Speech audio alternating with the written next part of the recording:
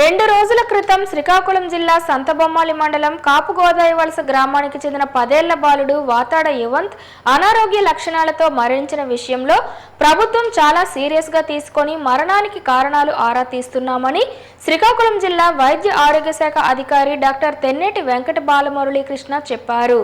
గురువారం శ్రీకాకుళంలో మీడియాతో మాట్లాడుతూ జీబీఎస్ వ్యాధి అనగా గులైన్ బ్యారో సిండ్రోమ్ వ్యాధితో మరణించినట్లు వార్తలు రావడంతో రాష్ట్రంలో వైద్య ఆరోగ్య శాఖ ప్రత్యేక శ్రద్ధ తీసుకుంటూ బుధవారం గ్రామాల్లో ఇంటింటికి వెళ్లి వైద్య పరీక్షలు నిర్వహించామని చెప్పారు.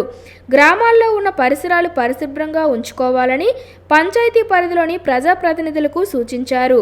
జీబీఎస్ అంటువ్యాధి కాదని ప్రజలు ఆందోళన చెందన అవసరం లేదని ఆయన స్పష్టం చేశారు.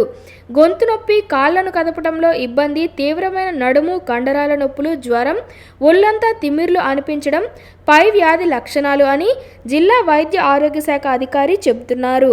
ప్రస్తుతం కాపుగోదాయి వలస గ్రామంలో వైద్య శిబిరం నిర్వహిస్తున్నామని ప్రజలు భయాందోళన చెందవలసిన అవసరం లేదని ఆయన చెప్పారు. సంతబొమ్మాళి మండల్ దండుగోపాలపురం పిఎస్సి కాపుగోదాయి వలస విలేజ్లో ఒక బాబు 10 ఇయర్స్ విద్యార్థి మన జీబీఎస్ గులియన్ బ్యారీ సిండ్రోమ్ అనే వ్యాధితో మరణించినట్లుగా మనకి వార్తలు వచ్చాయి. అయితే నిన్న ఆ విలేజ్ మేము అందరం వైద్య సిబ్బంది అందరూ కూడా విజిట్ చేయడం జరిగింది. అలాగే స్పెషలిస్ట్ డాక్టర్ ఫ్రమ్ రిమ్స్ కూడా విజిట్ చేయడం జరిగింది. అందులో బాబు తాలూకా రిపోర్ట్స్, బాబు ఫస్ట్ కిమ్స్ హాస్పిటల్కి వెళ్ళాడు, డే అండ్ నైట్ మెడికల్ సెంటర్ని అక్కడికి వెళ్ళాడు, ఆమ్ని ఆర్కే హాస్పిటల్, జెమ్స్, మొత్తం 4-5 హాస్పిటల్స్ ఈ 10 రోజుల్లోని బాబు వాళ్ళ తల్లిదండ్రులు తీసుకెళ్ళడం జరిగింది.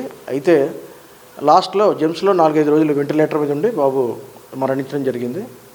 అయితే దీనికి సంబంధించి జీబీఎస్ అని ఆమ్ని ఆర్కే హాస్పిటల్ వాళ్ళని చెప్పి ట్రీట్మెంట్ చేయడం జరిగింది.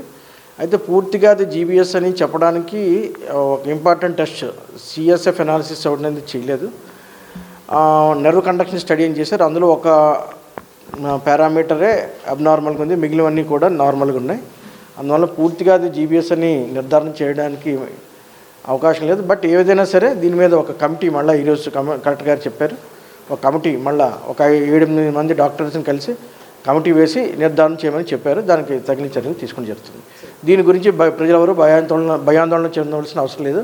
ఎందుకంటే ఇది ఒక వ్యక్తి నుంచి ఇంకొక వ్యక్తికి వచ్చి అంటువ్యాధి కాదు, స్కూల్ విద్యార్థులు ఒకరి నుంచి ఒకరికి వచ్చి అంటువ్యాధి కాదు.